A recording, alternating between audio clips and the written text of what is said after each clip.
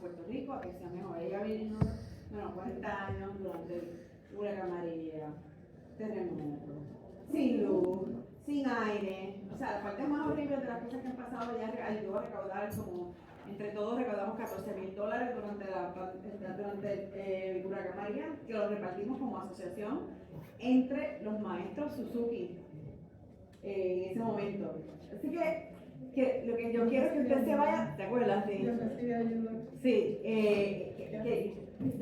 pues ella fue la que empezó y la que hizo las llamadas a toda la comunidad para que nos ayudaran. Y vinieron, ese año no cobraron nada, porque había que darle continuidad. Y yo no estoy diciendo que usted tiene que hacer su trabajo gratis, eso no es. Pero hay momentos en que hay que meter mano, pase lo que pase.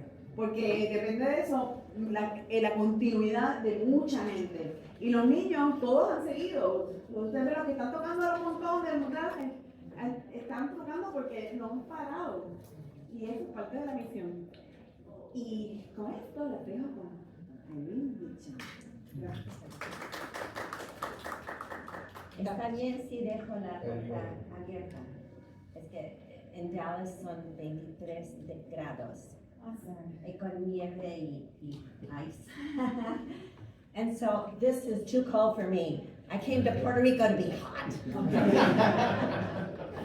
So I didn't exactly understand who I was going to talk to. I thought I was talking to the parents of the Suzuki kids here. So I prepared a talk, but let me just go around the room and ask you. I mean, I think I recognize some of you, but who in here plays the violin? Evelyn and cello, viola, contrabajo, and piano, and guitarra. Okay, did I get everybody?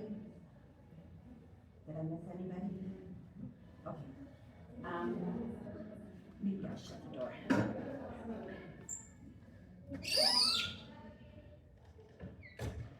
So,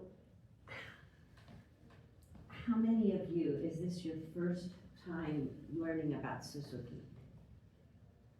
Okay, all right. Are you trying to hit someone? We have mosquitoes here. I forgot. I got dengue once from here.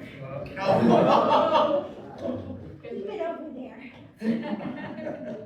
Well, I also went with Susan Ashby. We were in Japan together in 1983.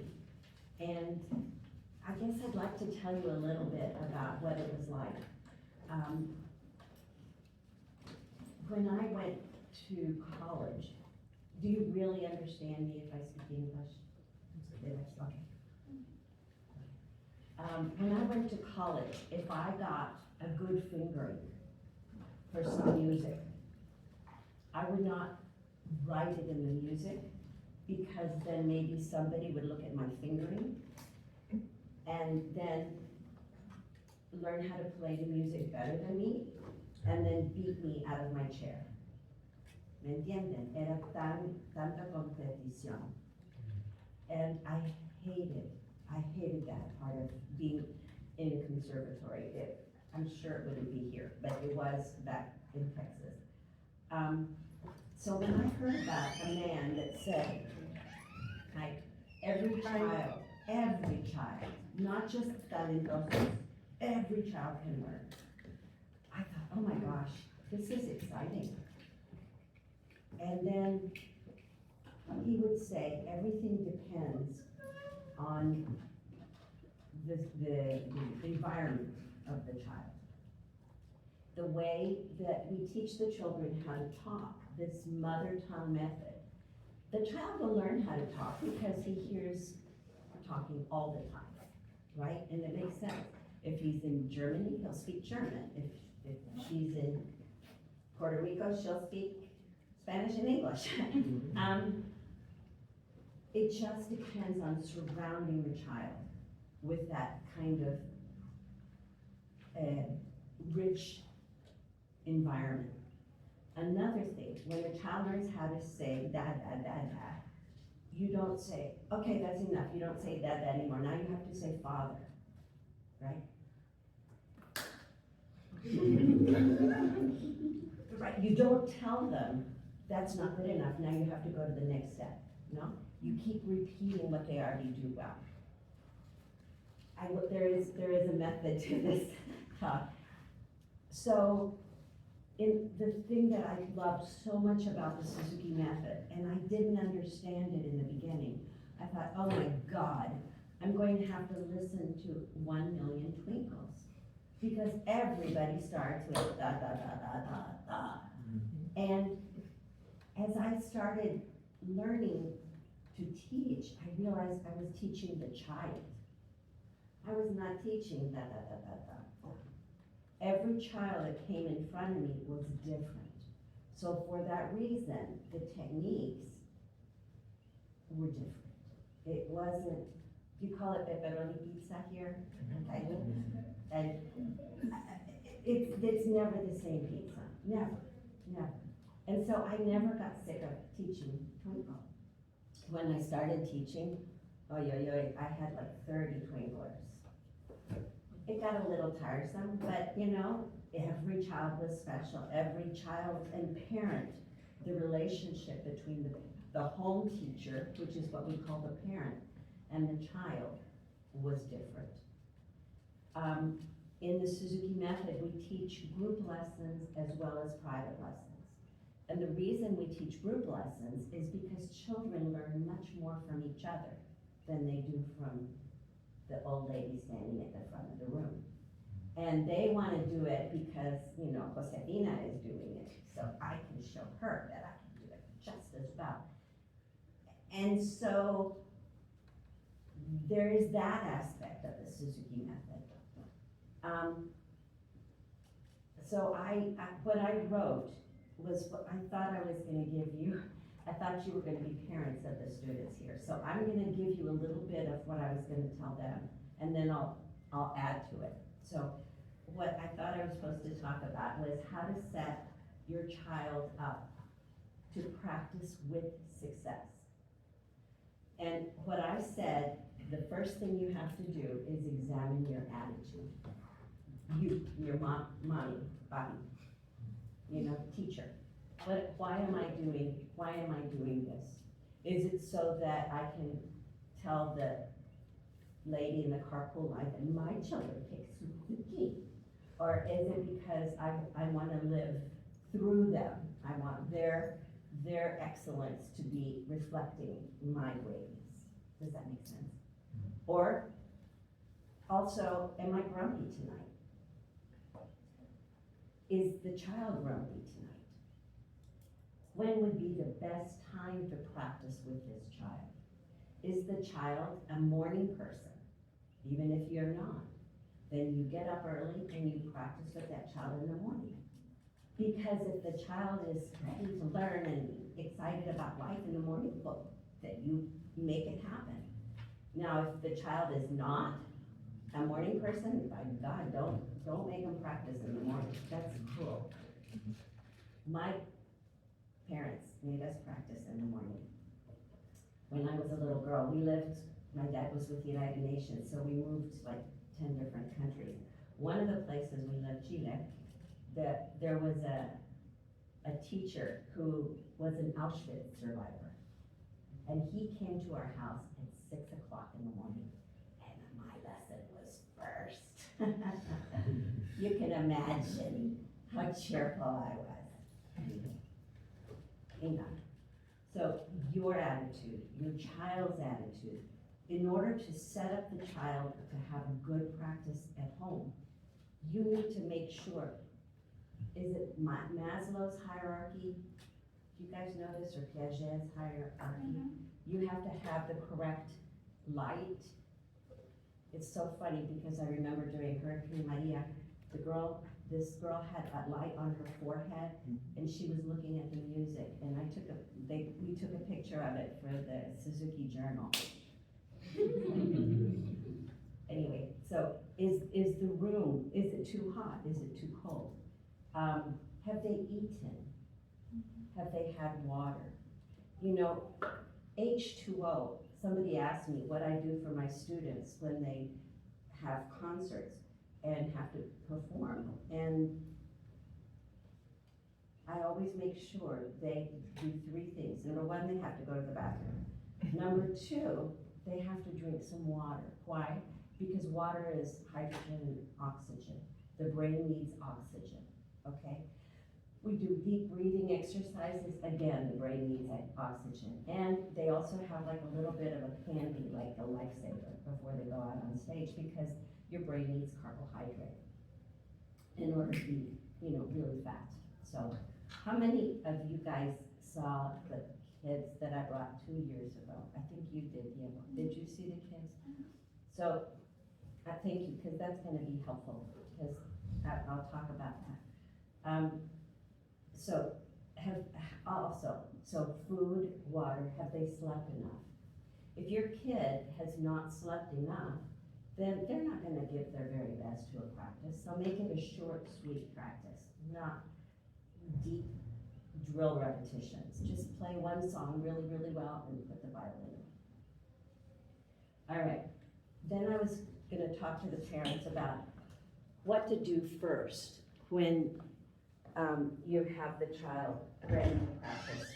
Okay, now I'm getting hot. Are you guys getting hot? Okay. Getting, ahí de afuera o este año? However you like.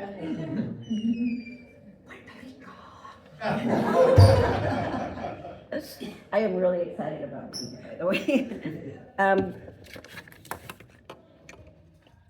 I'm gonna get my toys. Since you're teachers, you'll like my toys. What to do first? Prepare the instrument before the child is getting ready to practice. So in my case, I have my violin out, and unless you have a cat that will get up there, I would leave the violin out at all times, or cello, or flute, or lo que sea. Obviously, if you have little brothers or sisters, no, it's such a good idea, unless you can put it way up high.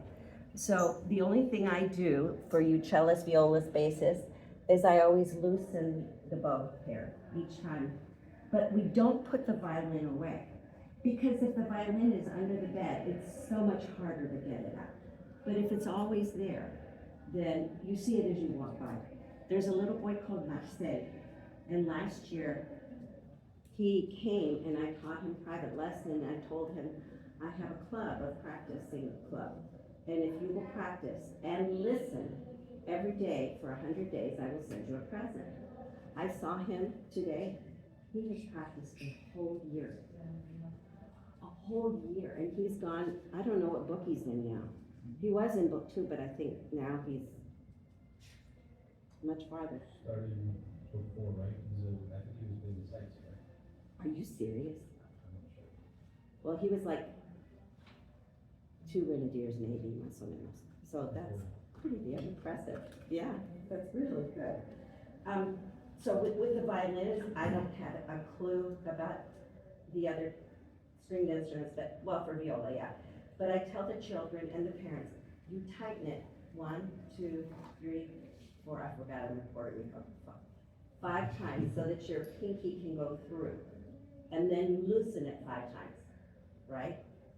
Whenever I come here, my hair always is very flojo. So anyway, so the instrument is ready to go. Obviously, if it's the piano, the music's on the stand, on the feet, and the shoulder rest, the rosin, the instrument is tuned. And I have my families use the app, the tuning app. What tuning app do you guys use? Sound Corset. Sound Corset. Total energy. Tonal Energy, that's what I use. And then I found out they charge money. I was so It's proud. not a subscription, it's like to buy it. Oh, Yeah, I bought it for 10 euros and I don't have to pay it. so, and then music, there it is again. Music on the stand, pencil on the stand, the notes close by. So the parent comes to every lesson. And I don't have nannies come to lesson. Some people say, well, I'm gonna be out of town. teach a nanny, I'm sorry. It's the relationship between the parent and the child that's the most important. We'll find another day to have a lesson. So, then people, I've had families where the mother is, or the father is in here trying to practice and everybody else is watching TV loudly and laughing. Now, how much do you think this child's gonna wanna practice? So that really what you say is, when it's time to practice, everybody does quiet work. They do their homework or they read a book, but you can't make it a torture to practice. You have to make it irresistible to practice, and so that's helpful. Is there a place where the student is not easily distracted? For example, in the corner, if there's a way to do it so that the child isn't looking out the window and seeing his friends play outside. So, or like just to close them in to the music itself, away from the rest of the family. Is the parent undistracted by the cell phone? Can it be turned off? Can it be silenced? Or can it be left in another room? That really shows disrespect to the child. And I did it to my children. I'm waiting for a phone call and my kid's talking to me. If I take that phone call, that's disrespecting a child. And if you're saying this lesson is worth the money we're paying and the time we're spending, then the phone call can wait. I just realized I have to turn off my phone. Sorry. Okay, now, the business about bowing. Suzuki does the feet together, the hands at the sides, and we used to go ichi, ni, and san. 1, 2, 3 in Japanese. When I was doing tour groups of children, we had to say a silly word to make us all bow exactly the same, which was hippopotamus, but not out loud. But that was a nice long word, so that, did you know hippopotamus? Hippopotamus. It's so fun to know that, things have gone on without me. So, what the bow is saying, obviously, in Japan, it's very, very normalized bow. In Puerto Rico, in the States, it's not so normal, but what are we trying to do? Well, number one, if you have a 2-year-old that's on their foot chart, do you know what I mean by a foot chart? Does everybody know what a foot chart is? Okay. A pisada, una pisada es a manila folder, and we painted the feet for bowing, and so this when they're on the pisada, that means that's lesson time.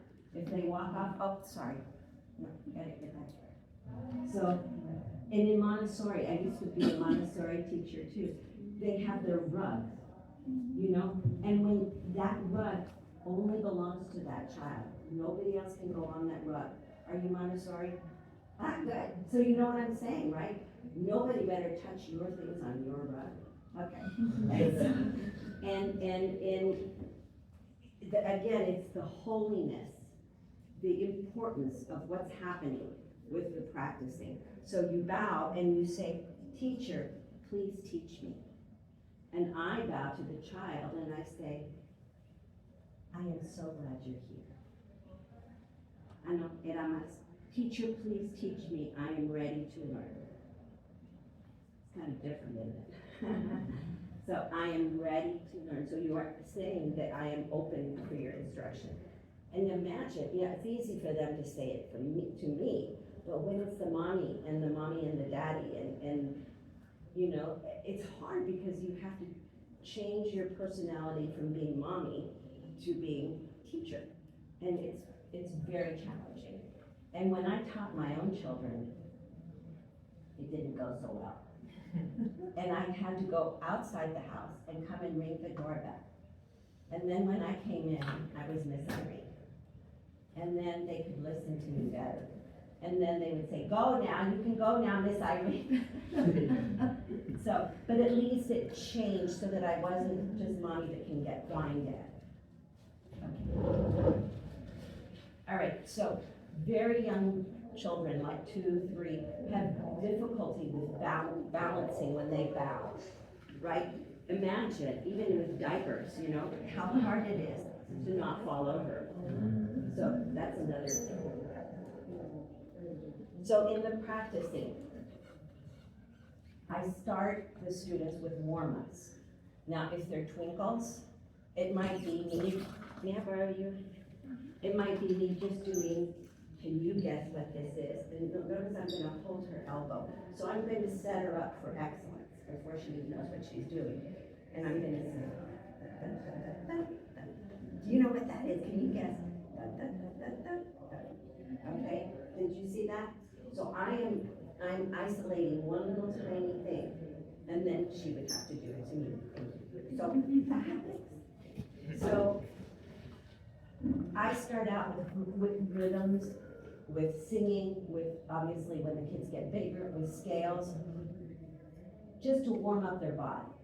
So it might be with my big kids with vibrato, right? Or with spiccato, just that technique, that hard thing, just to start with. Then we do review. Now, what I didn't understand when I did Suzuki is that the kids in book 10 play with the kids in book 1. They have not forgotten those pieces. They wish they could.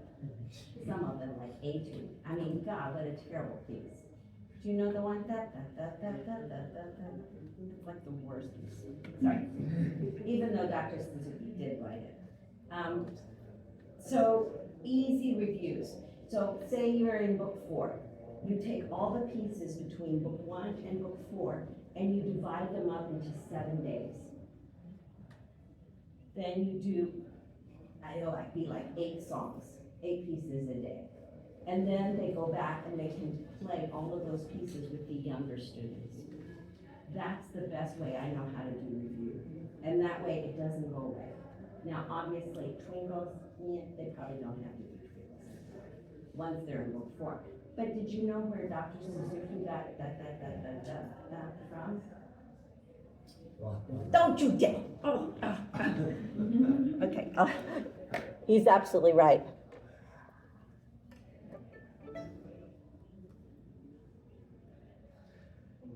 Would help if I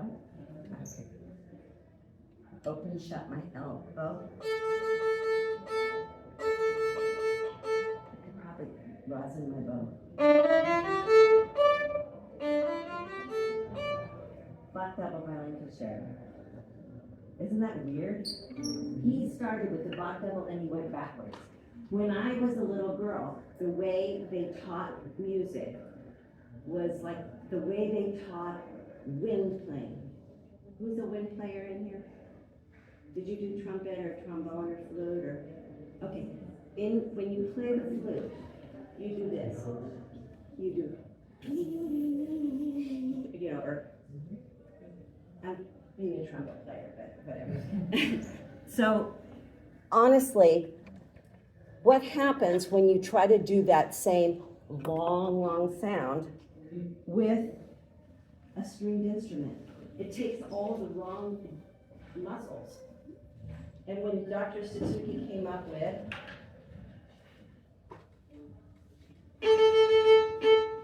open, shut your elbow, he's using this much bow. The old way of playing was this. You know, everybody always talked about how kids squeaked when they played violins. They didn't have the muscle strength to play it. We don't really start using the whole bow till chorus in book 2. Everything else until then, well, maybe Happy Farmer Folk. What Yeah. about Allegro? Yeah. Well, they say to use a whole bow, but it's not realistic for the kids. Bingo. Yeah, good answer. Oh. You're right. So actually, let me just do it like this. If you were to do it in a concert, I mean, you as a professional musician, you wouldn't do the right? Because it skates. So you would probably do the middle to the tip. I mean, that's the other thing with Suzuki pieces, is you can always use them to teach another trick. So, I know it's hard, because Susan did it with the whole book. You know, so this is just, this is the world according to me tonight. I may change my mind tomorrow. So, okay, let me quickly go back to where I was. Okay, so I do review. If the student is older, divide up the books by 7 days, so every day gets different pieces. I do tonalization. Do you know what tonalization is? It's trying to make the violin or cello, you're sort of stuck on the piano, but trying to make the instrument ring.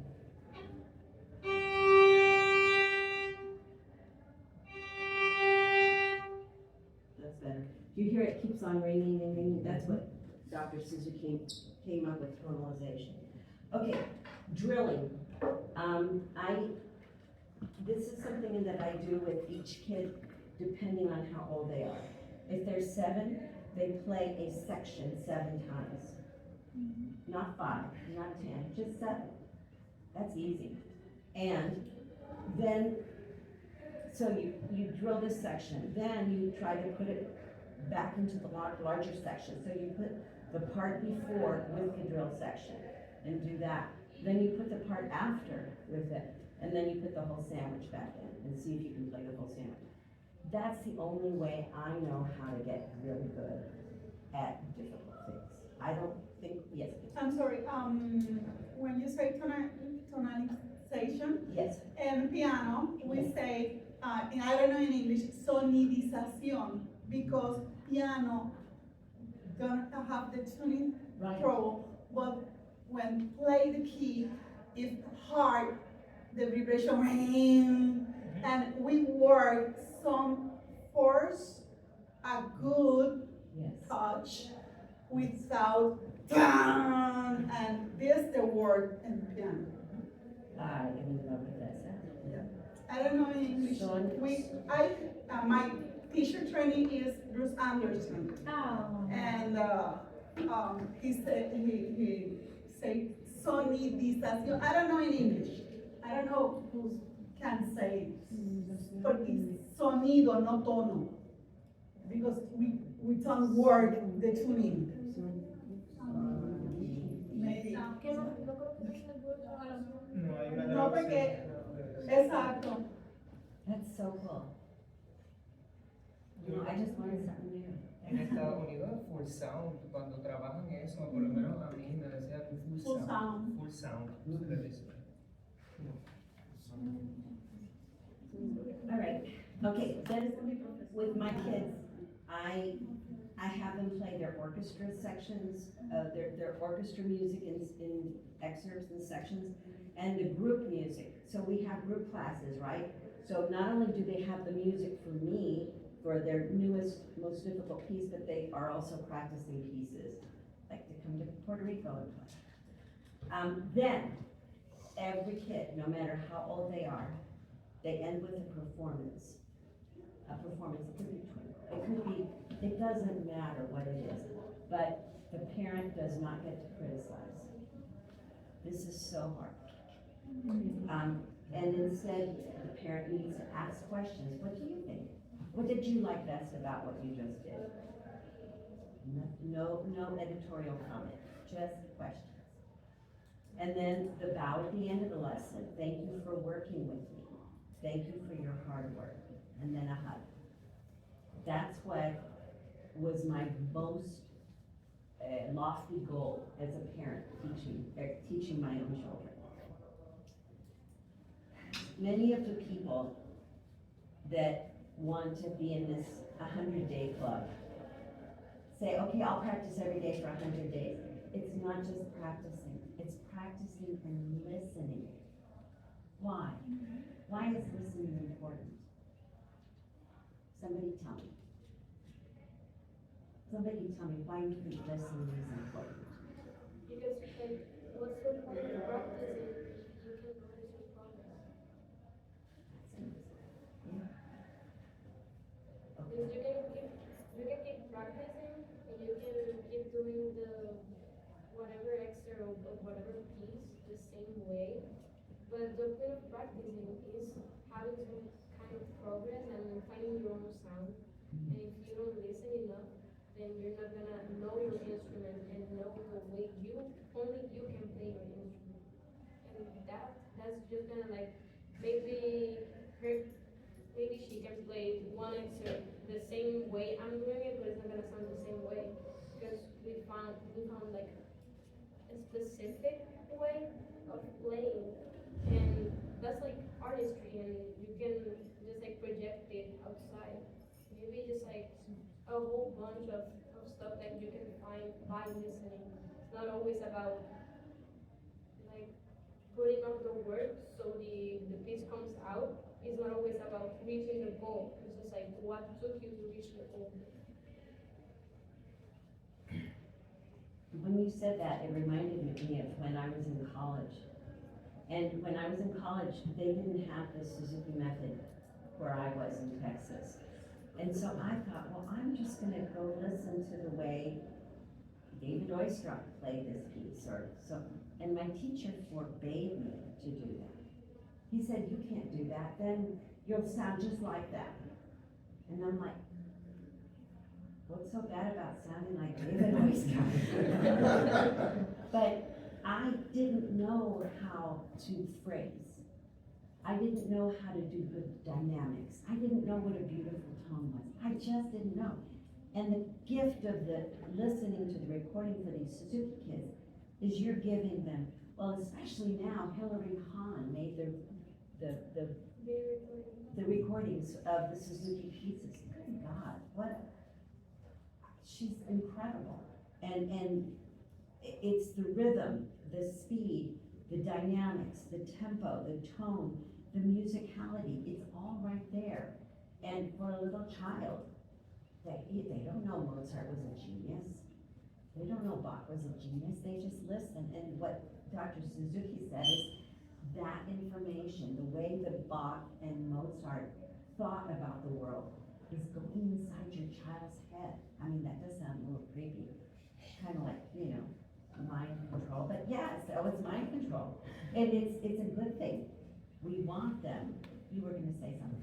No, it was just to follow up on the listening point because you kind of touched on it right now because the only way that one can also develop as a musician and not depend so much of the teacher is by listening. Because the more you progress and the more you can identify certain aspects in the music, the need for the teacher lessens or gets more specific. And it starts with dynamics and with rhythms and then goes down to phrasing and even smaller beats like that. That's really cool. Yeah. So you're working yourself out of a job. Well, yeah, basically. Yeah. But it's for the because I think everyone aspires for that at least. I think everyone here, right? Of course. To be able to get to the point of, okay, for example, me, I'm in my 4th year of bachelor's degree now, and it's like I won't have my teacher starting next year. So I'm responsible for whatever music I'm doing, and I need to listen, and I need to progress out of that, because only that way, it's what she said, it'll be my music and not my teacher's vision through me, if that makes sense.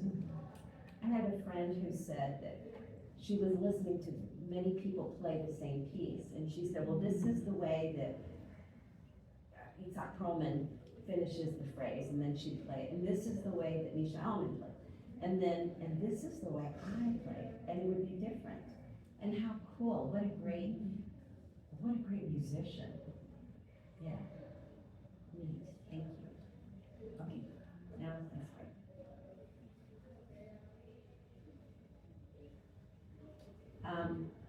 The mother tongue method. It's incredibly difficult to play a musical instrument without listening. Listening gives your child knowledge of the melody, speed, rhythm, tone, dynamics, musicality, and knowledge of the accompaniment. That's another thing. So many people don't know what the accompaniment does, and then they get ready to play on a recital, and they're like, ugh, that piano, and it's like if they've been listening to it the whole time. children who do not listen every day are at a tremendous disadvantage. And then I wrote ideas of how to make listening tapes. There's, people go on YouTube and make tapes of themselves, and they're just awful. And so please be careful when you tell your student, to go get a video. Stand up and make a video for your student, and then they can shadow go with you. In other words, so you're playing the piece, and then they're playing with you, watching. And then, until they finally can play it fast enough. I have my students make videos of every lesson, and group lessons too. And then I was asking, when are good times your children can listen to the recording? Like in the morning during getting up, in the car to and from school, or on Alexa. I hate Alexa. I usually have to whisper Alexa at our house. Or during bath time, or during homework, or at bedtime. My daughter couldn't go to sleep when she went to spend the night at a friend's house. She called up and said, "Can you bring my tape recorder?" We used to have these things called cassettes. "Can you bring my tape recorder so I can go to sleep?" Okay. Group lessons are for inspiration, fun, and preparations of performances. So on the performances, this is something I think is so incredibly important. And I almost guarantee success if you do this. But Dr. Suzuki used to say, build your ability with the piece you can already play. So when the child is getting ready for a recital, I say go back 5 pieces, and that's your piece to play. So it's old. They know it. They reviewed it. The notes are not a problem. The bowing's not a problem. Then they can make music. Then they can do, okay, now do you want to make it, say your favorite color is purple. People at Home Depot think I'm very creative. They think, oh, here she comes with, she's taking more colors. I'm stealing that. But I can say, do you want to make, you're playing everything like this. Can you make it like this? Can you make it like that? And so then the child gets a concept of, it's not just forte, mezzo forte, piano. It's like, oh, all these different colors. Or say they like cloth. Who has on velvet? Like a velvet shirt, or maybe corduroy, or burlap, or something slick like what's a good sheen? Something. That, how does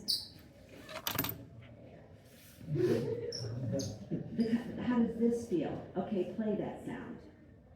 So the bow will be going all over the fingerboard. So what are other things? Smells. Play a smell. Play a smell of delicious pie. Play a smell of farts. I don't know. Oh, you're recording it. Okay, let me see what else I was gonna ask you. I took these classes last year, and I had the chance of seeing one of your individual classes. I think you were with Emma, and you told her to pick colors, and she didn't understand the task, and then you showed her like an example, and then she had to follow it.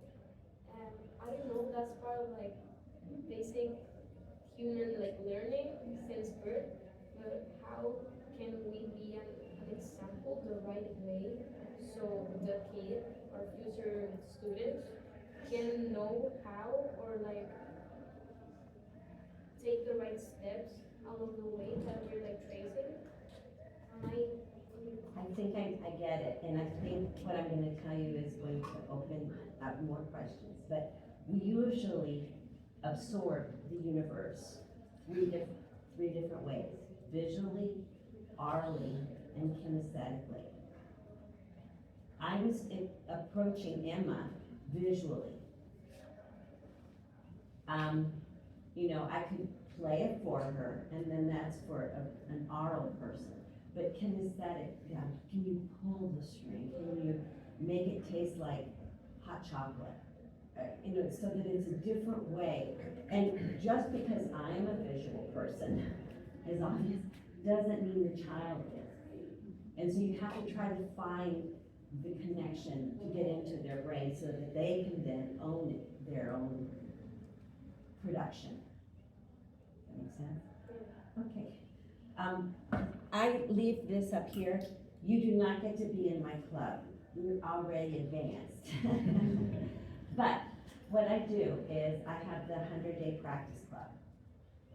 And for every child who will practice every day and listen every day, and they write to me, then I send them a present and a certificate that says you are. Did I ever do that to you? Well, not for me, for them, for the Okay. The other thing that I have is something one of the families did for me. I don't have a color printer, but if you will write to me, then I will send you this. This has a violin, and they have all these little squares, and then you just color it in for every day that you practice. Let me pass it around the room. It's a cool idea. I don't know if you can come up with it on piano or cello or no sé qué, but okay. Let me see. What else was I going to tell you? I have so many toys, and I have told myself through the years that the reason I have so many toys is because it's for my students, and now I have to tell you the honest truth. It's for me. But when I teach Twinkle, you know, they call it pan, queso, queso, pan. I don't teach pan, queso, queso, pan. I teach pan, mantequilla de maní, and it's so thick and squishy, and we make sounds. And then we have, sparkling jelly. So this has to be very subtle. So from the very beginning, they are learning dynamics, okay? So that's my own choice. That's not a Dr. Suzuki thing, and it's not right or wrong. It's just the way I teach, to try to teach dynamics immediately. That way, when we come to you know, those are called sneak up dynamics. Lightning rope, that's the name of the song. So that soft part is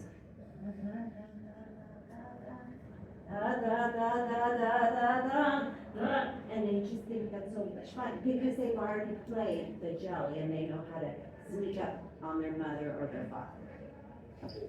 Okay, so I use a lot. This happens to be a shark, I guess, and it's in plastic, so I don't make a big mess of things. But I use these squeezing toys a lot to strengthen the hands. More important than that is there's putty you can get from Amazon, and it comes in different strengths, and I use it a lot for children. You'll see children who are double jointed on piano, I mean, on cello, on bass. Those poor children are trying to, you know, push down those strings, and these are really helpful. This is too wimpy.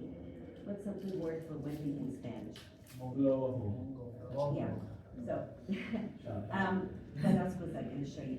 I do use tapes on the violins. I think that's important, because until the child knows exactly what it sounds like, they cannot approach it.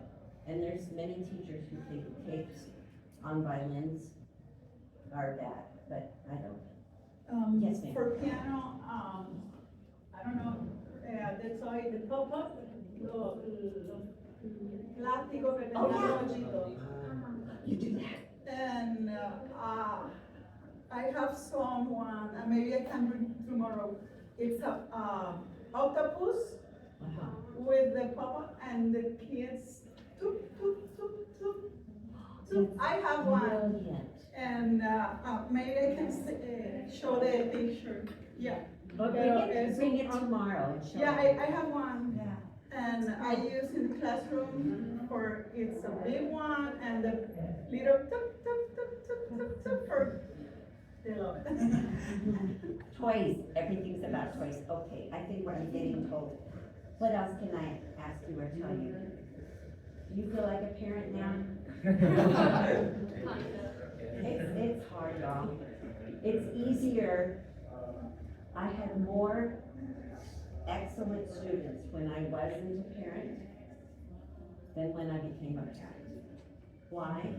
Because I know when the parent says to me, we didn't get any sleep last night. We were throwing up everybody. I'm like, chill, don't worry about it. My old Irene, my new Irene, I'm so proud of the parents for wanting to do this and giving their child this gift of music, which is so incredibly precious. So I'm so proud that you're gonna help them with that. Okay, any last questions? You have to cut out my embarrassing things. I know where you live.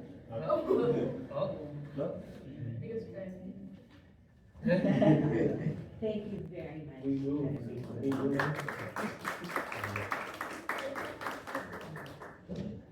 So write to me and say you were in this group and I will say